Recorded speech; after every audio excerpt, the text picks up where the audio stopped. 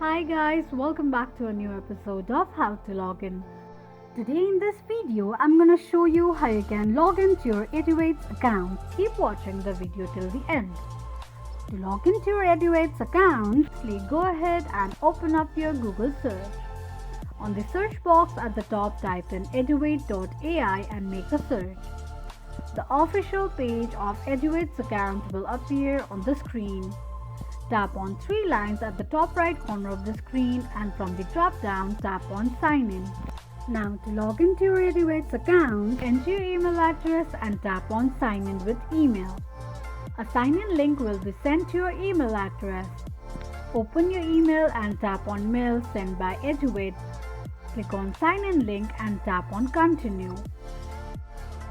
This is how you can sign into your Eduiade's account quickly and easily just in few steps.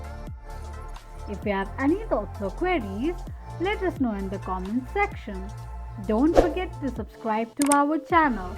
Also press the notification bell icon so that YouTube will notify you whenever we post a new video. I hope this video was helpful to you. Thank you so much for watching.